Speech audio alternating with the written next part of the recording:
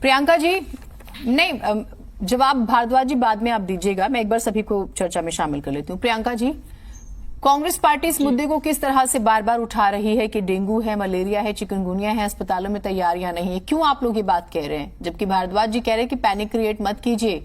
Same आपने pollution के मुद्दे पर किया विपक्ष ने, और अब आप डेंगू के मुद्दे पर कर रहे हैं।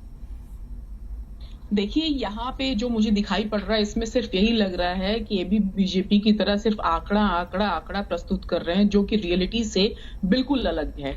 इस बार बारिश ज्यादा हुई, दिल्ली में बाढ़ जैसी स्थिति आई। ये पता था अगर बाढ़ जैसी स्थिति है तो इसके बाद डेंगू, मलेरिया, चिकनगुनिया जैसी बीमारियां होने का पूरी संभावना है। अब जब ये लोग, यहाँ तक कि इन्होंने ये भी कहा कि मच्छरों की निगरानी के लिए हम ड्रोन तैनात करेंगे, ये सारी चीजें की। इवन दो आज पिछले 5 साल के मुकाबले में आज दिल्ली में डेंगू के केसेस बहुत ज्यादा हैं।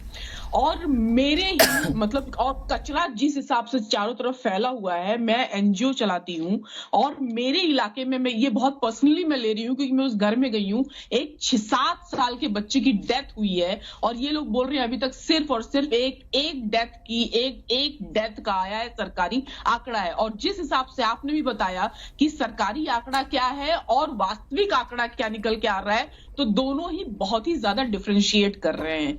अब अभी तक जब तक बीजेपी थी एमसीडी में, तब तक ये लोग 10 सप्ताह, 10 रविवार, 10 मिनट का ये लोग डेंगू विरोधी जागरूकता अभियान चलाते थे, बहुत अच्छा था।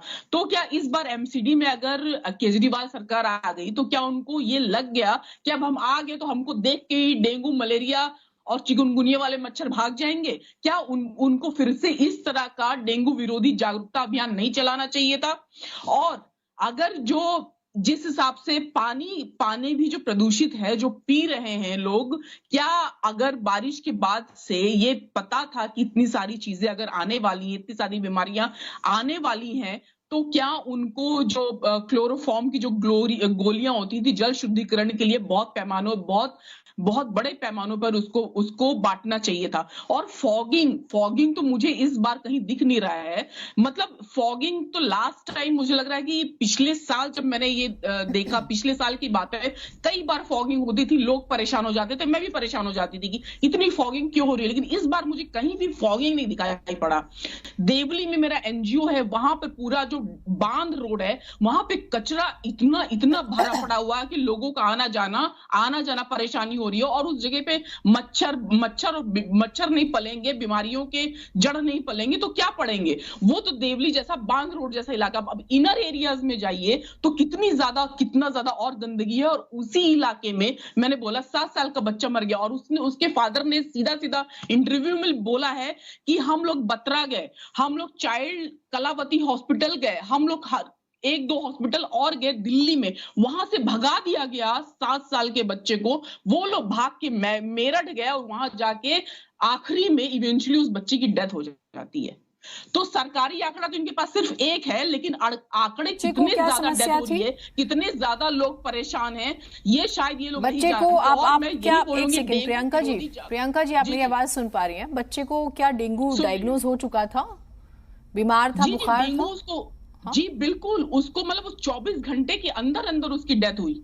24 घंटा मतलब अगर 6 घंटा और बढ़ा लिया जाए तो उसके साथ उसकी डेथ हुई। और एक कलावती शायद बच्चों का हॉस्पिटल था, एक बत्रा हॉस्पिटल था और एक पास के ही हॉस्पिटल में कहीं ले गए। जब इन सारी जगहों पे उसको एडमिट ही नहीं कराया गया, उसका प्लेटलेट्स गिर रहा था और उसके बाद उनके पेरेंट्स लेके बेचारे मेरठ भागे, वहां जाके उस बच्चे की डेथ हुई।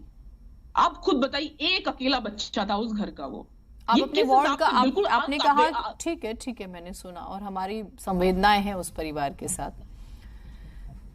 आप अपने वार्ड के बारे में बताइए, आपका वार्ड नंबर क्या है? आप जहां कह रही हैं कि फॉगिंग नहीं हुई है। हाँ, ये देवली वार्ड नंबर 161। मैं पूछ रही हूँ कांग्रेस पार्टी कहाँ पर है, आपके पार्षद कहाँ पर है? अगर डेंगू समस्या है तो आपकी पार्टी कहाँ पर है? आप बार बार कह रही हैं कि केजरीवाल जी विपक्ष में थे तो इस मुद्दे को उठाते थे, तो आप क्यों नहीं उठा रही हैं? आज आप विपक्ष में हैं तो दोनों ही जगह, एमसीडी में भी और वहां पर भी, दिल्ली में भी।